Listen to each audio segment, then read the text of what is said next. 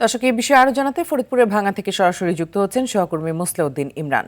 ইমরান, ভাঙ্গাতে তো নির্ধারিত সময়ের আগেই পাট কাটা হচ্ছে, তো এই পাট কাটা নিয়ে কৃষকের পরিকল্পনা কি, আর প্রশাসন বা কি বলছেন?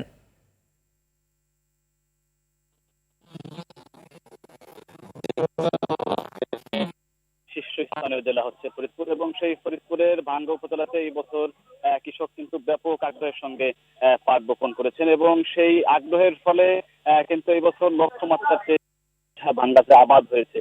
এবং বছরের শুরুতে সময় মতো বৃষ্টি এবং অনুকূল আবহাওয়ার কারণে পাটের চারা সমানভাবে গজিয়েছিল, কিন্তু সম্প্রতি সময়ে একটানা ভারী বৃষ্টিপাতের ফলে বেশিরভাগ পাটের জমিতেই কিন্তু পানি জমে গেছে, যার ফলে কিন্তু চরম আশঙ্কায় দিন পার করছেন কৃষকরা। এবং এই পাটের জমিতে পানি জমে যাওয়ার কারণে সকল কৃষকের পাট একসঙ্গে কাটতে হচ্ছে, যার ফলে কিন্তু দেখা দিয়েছে তীব্র শ্রমিক সংকট, এবং পাটের যেই কাটার খরচ সেটি কিন্তু দ্বিগুণেরও বেশি বর্তমানে হয়ে গেছে, যার ফলে কৃষকরা কিন্তু মূলত খুবই সমস্যার সম্মুখীন হয়েছেন।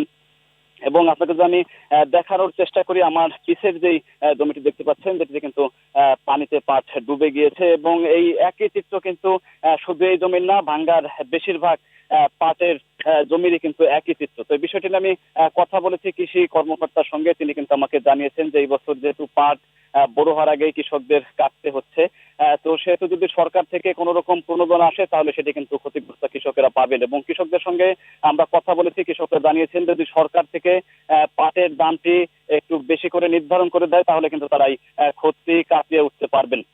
তো মিতু, এই ছিল আমার কাছে ফরিদপুরের ভাঙ্গা থেকে পাটের সর্বশেষ সংবাদ। ইমরান, ধন্যবাদ আপনাকে।